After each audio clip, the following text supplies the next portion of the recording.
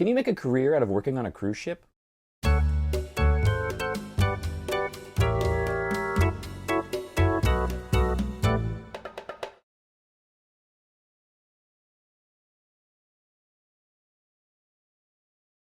Within the first week or two of when I started working on cruise ships, I made the decision that I wasn't going to work on cruise ships as a career.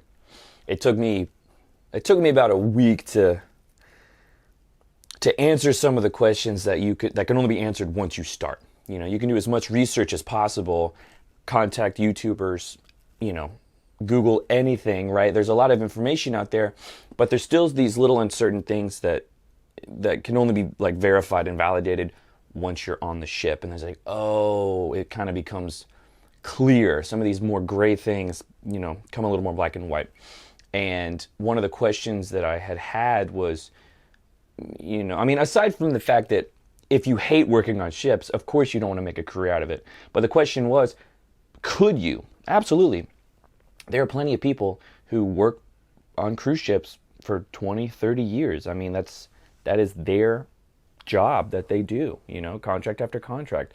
And it kind of just depends on who that person is and what they're trying to do. There are plenty of people who absolutely love cruise life. Absolutely. But, I would say that it's different for everybody, and it depends on who you are and where you're from. It depends on what job you have. It depends on like what your life off the ship. For me, that's kind of the main thing, is what's going to determine whether you want to have a career on cruise ships or just work a couple contracts. It's what you're trying to do when you're not on the ship. Because what happens is with cruise life, or what happens with working on a cruise ship is it's not like you're commuting to work. It's very physically two lives, because you live away from where you live when you're on vacation. When you're not on the ship, you're two separate places. You know what I mean? So for months at a time, for 6 months at a time. So it's very it's divided. So it's not the same at all as having a job on land and you live in an apartment and you just kind of drive back and forth to work, right? But you can make a career as working on a cruise ship. One of the first things that I saw with my position as a broadcast technician in the entertainment department was there was really no, as structured as, so the cruise ships and like the jobs and in the hotel and stuff, and kind of like, and even in the, on the other side with like, you have the hotel side and you have the marine operations side, and there's ranks, and there's like a hierarchy. And so, theoretically, you can start at the bottom and then you just get promoted and work your way up the ladder, work your way up the ranks, but once you get into it, it's a little different. So with my position as a broadcast technician, I was a part of the entertainment department, which was structured that way, but broadcasting was like in the technical side, but it was then like another section over. So I had my immediate supervisor was the tech supervisor, but he was, or she was, in the theater for the most part. So like my next immediate step up would have been the technical supervisor position, but I didn't know anything about theater production, so it would have been very difficult for me to work my way into that. If I was trying to get promoted into that immediate role, I would have had to relearn, or I would have to learn theater stuff, which I did. I went to school for videography. I didn't know anything about theater. So on paper, it was hard because my immediate supervisor, I didn't know anything what they were doing on the day-to-day, and realistically, they kind of didn't really know what I was doing because they were theater, right? They just had to have some sort of supervisory listing, for the sake of like how the jobs are laid out. So that was already hurdle number one. And then the next step up from that would have probably been like assistant cruise director, entertainment manager, but all these are so not related to what I was doing. So as a broadcast tech, as a videographer, at least for Norwegian, I felt in this such a niche. I don't know, I felt so my department was so over here that I was like, well, there's no way I'm going to like work my way up into management. To be fair though, on the large ships for Norwegian, they had a broadcast manager. On the small ships, all the ones I worked on, there was no broadcast manager. It was just the broadcast technicians. We like managed ourselves kind of, and then we had our supervisors.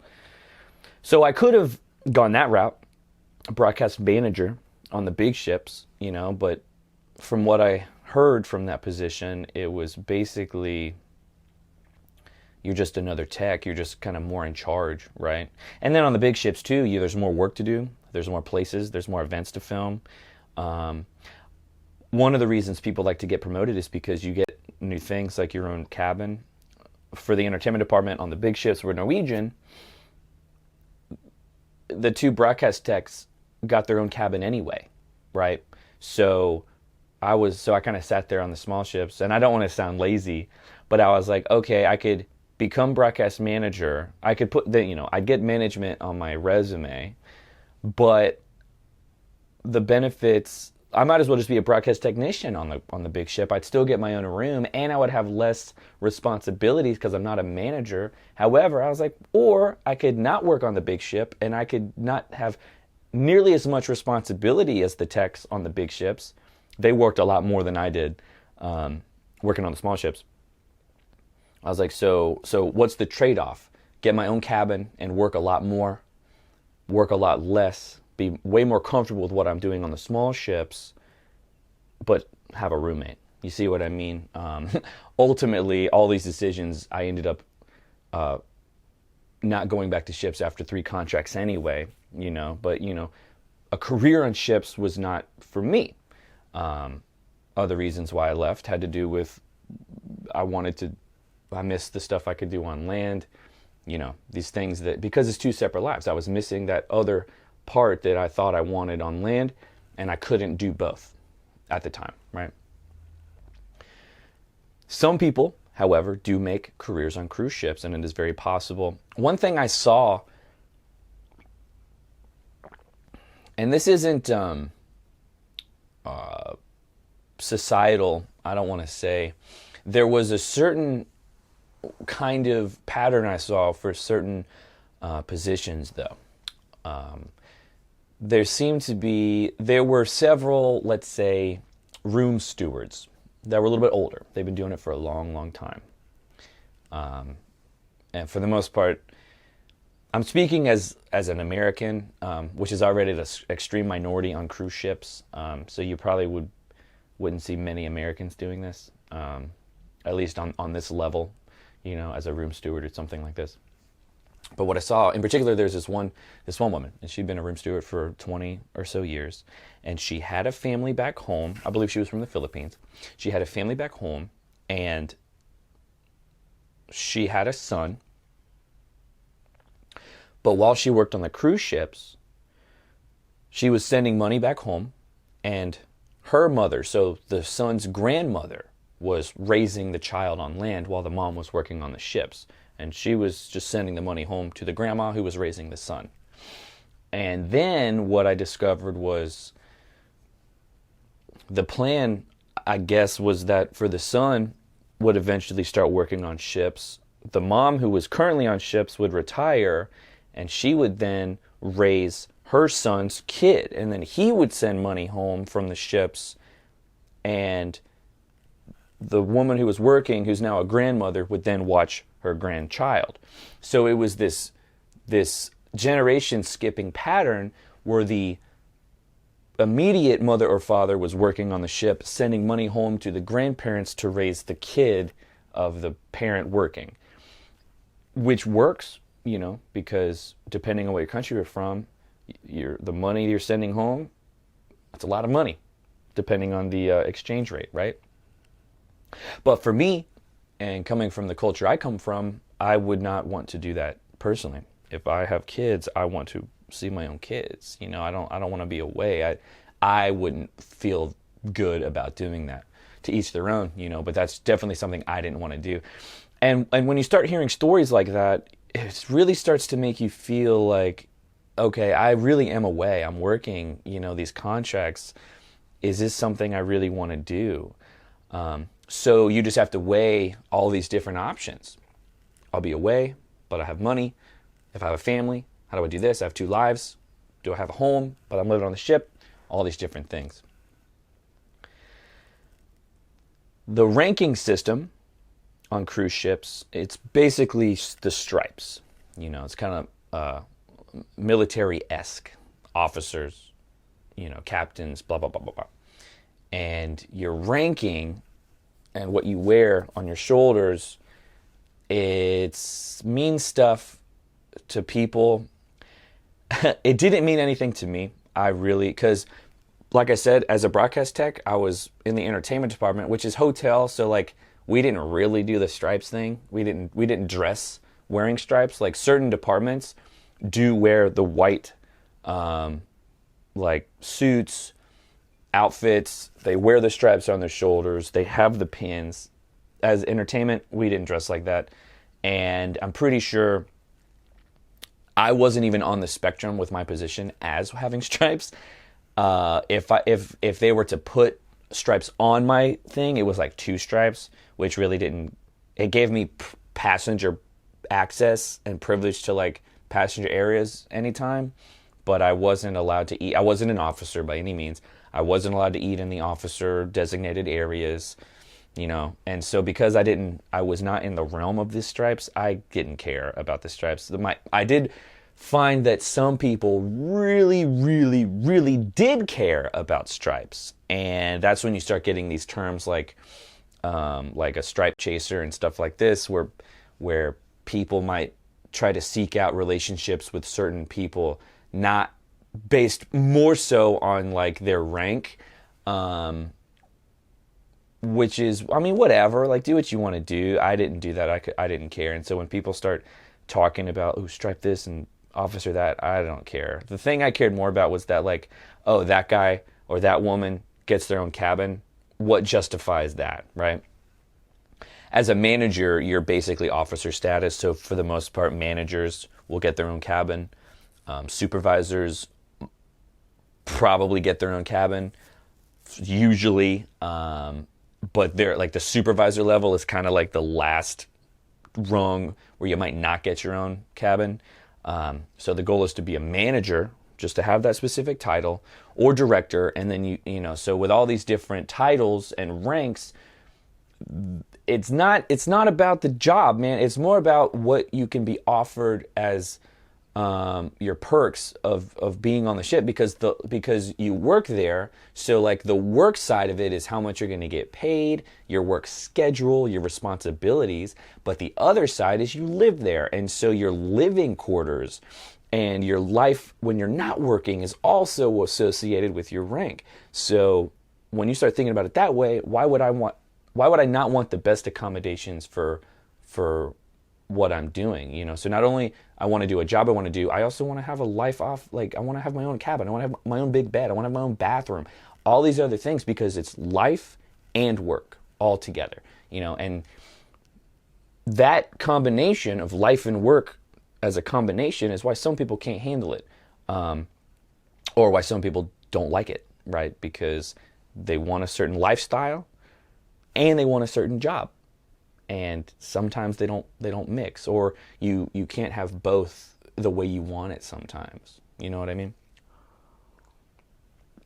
If you're planning on working on cruise ships for like 10 years, I would assume you would be trying to work your way up into management, hopefully into being a director of some kind.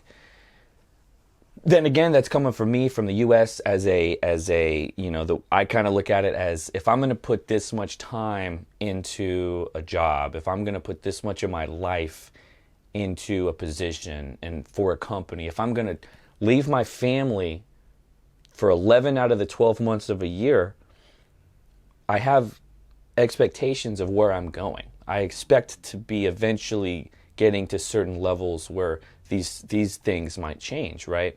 And where my position was, it didn't seem that it would lead me in a path worth fighting for in that direction. So I decided within a week or two, I'm just going to do this position until I don't want to do it anymore. And 3 contracts later, I didn't want to do it anymore. So I stopped going. I decided not to do a 4th. But some people do continue to do it, and that's all circumstantial based on their life and stuff. The thing, though, as you get promoted and as you move up the ranks from whatever your first job is or whatever, yes, you're going to make some more money. Hopefully, you should ask for it. Yes, you're going to get new responsibilities, and your life on the ship will change a little bit. Your hours might change, whatever. But one thing I did see was as you started getting up into higher ranks, your contract times changed.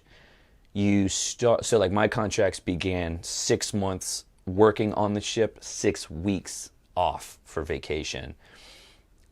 People in the spa were working 9 months, with like 9 weeks off. So I was already a little better than that. But, the directors were working maybe 3 months on, 3 months off. And not to mention they were making more money. So they were working less months in the year with more vacation, and they're making more money when they're working. I don't know how much the directors were making. I'm sure it's enough to justify only working 6 months out of the year, right? And I don't know if directors and like the captain and stuff are all paid while they're not working as well. You see what I mean? But that's part of it. I mean, I can't imagine someone getting to director status and still being like, okay, I'll work 6 months and then 6 weeks off, because you would get so burnt out. You couldn't handle it. It would be so hard to do. So they balance out, because directors their job is way more demanding than my job was, obviously. That's why they get paid more. That's why they get better accommodations while on the ship, and that's why they get a longer vacation, and that's why they have a smaller or a contract with less time on it, because the demands of the job. I mean, it does make sense, and you'll still see people get burnt out even if they have a 3-month vacation. I mean, it happens. My first contract, my cruise director, which was my boss, my big boss of the entertainment department, he'd been working on ships for a very long time. He'd been a cruise director for 15 years maybe, and he loved it. I asked him one day, I said, where do you live when you go back home on vacation? And he said he lives with his parents. And this guy was well into his 40s. And I was living with my parents when I was on vacation for my 3 contracts. And I was like, what? Now, some people, that's fine. Some people live with their families, that's the culture, whatever. That's not my culture, where I'm from. I want my own place. I want my own life. I don't want all my extended family in the same place I live. That's how I am. And the thought of being 40-something, working on ships for 20 years, and still living with my parents, that was not appetizing. That was not something I was thinking was okay for me. Now, to be fair, not everybody does that. And obviously, you don't have to do that.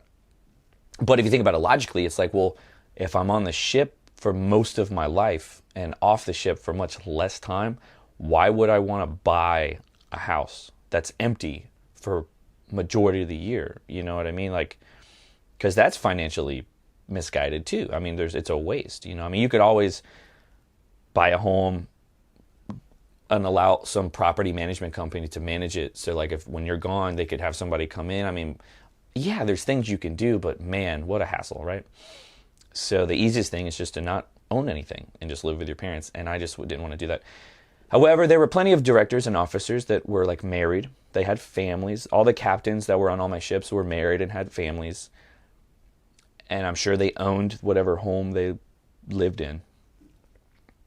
But the issue I saw was, regardless of all that, regardless of if you're making, I don't care if you're making $10,000 a month, you can buy a sweet home and raise your kids financially, but you're gone for 3 months. Every 6 months, 3 of those months you're gone. Is that what I would want to do raising a family? At the time, no. I don't want to do that. I don't want to be gone for half of my kid's life. I mean, I don't think that's right. I don't think there's an amount of money worth that, you know. But I mean, obviously you get into like the whole military thing and whatever. That's not what I'm talking about. I'm just saying, for me, I decided against that idea, so I knew I didn't want to have a full career in working on ships. But there's a lot of benefits to it. I mean, you make great money, you know, and some people love the lifestyle. I mean, to each their own, but that's kind of what you're looking at when you start thinking about a long-term career working on cruise ships. The benefits are great. Your time off is much better than when you first started that first contract in whatever lower ranking position you had.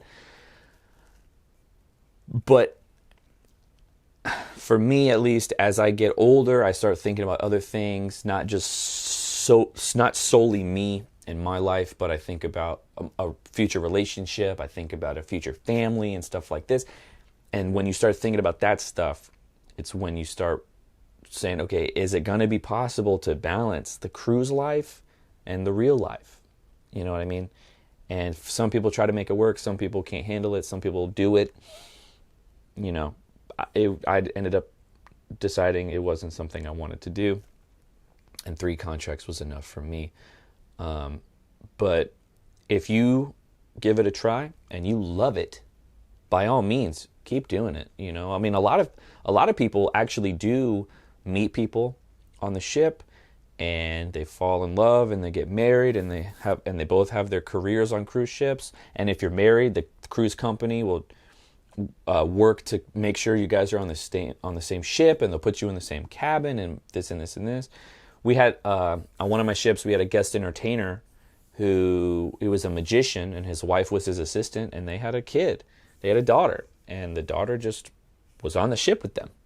You know, and actually at this point though, they're not doing ships anymore, and I'm probably because, I mean, his career as a magician is doing quite well on land at the moment, but when their daughter got to an age where they got to start going to school and stuff, the ship life for your daughter doesn't seem to be very logical, you know. So it's a whole different life, you know. And these are things that, and a lot of these situations and decisions you don't really have to make until you're faced with them, right?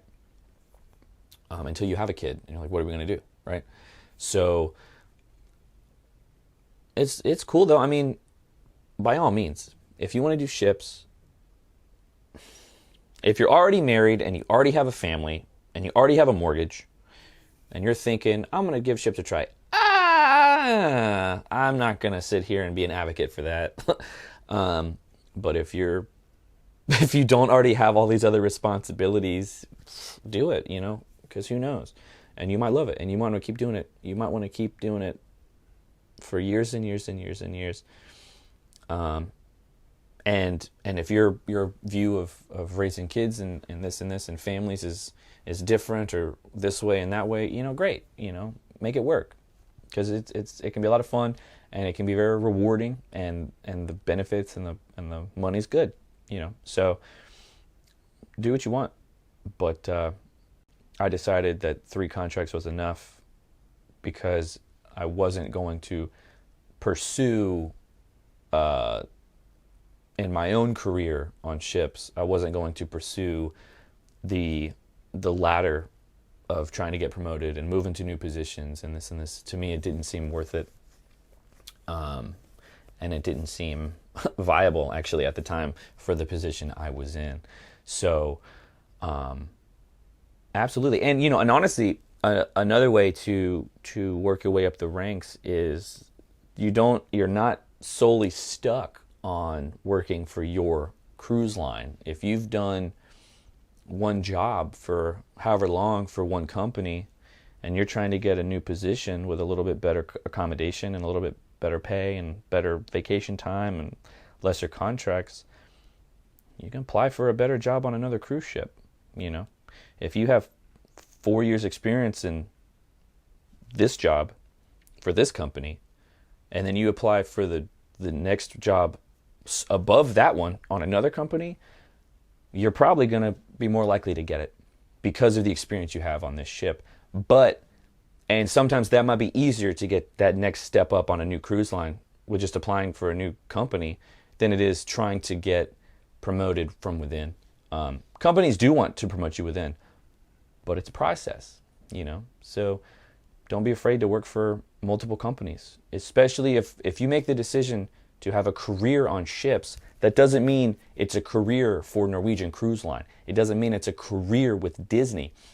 It can mean a career on ships. And it doesn't really matter what ship it is. It doesn't matter what company it is. Do the job you want and work up your own ladder of the positions you want to do, If you work for Disney and you love Disney and you want to stay at this level, stay at this level. But if the only way to get to the next level is to work for Norwegian after that, why not? Because it's about you. There's nothing wrong with, there's something to be said about brand loyalty, when you're trying to work. But, for me, it's like, if it would have been easier for me to get a manager position after 2 years working for Norwegian, if I had gone to like Carnival, I would, absolutely go to Carnival. I don't care. I mean, it's fine. Norwegian was a great company, but if it's going to be a better opportunity for me for the next step in my personal career on ships to go to another company, absolutely. I wouldn't think twice about it. It'd be great. And who knows, I might come back to Norwegian later, Or you could look at on land opportunities.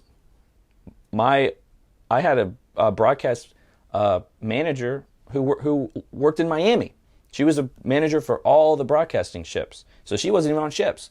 She was in Miami. So if that's a route you want to take, on land opportunities, they have those too.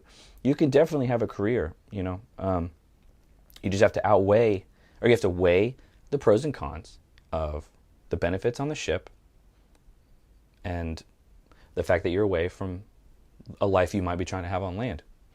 So get out there and find a company or 2 or 4 companies, find a couple jobs, and see where the opportunities take you.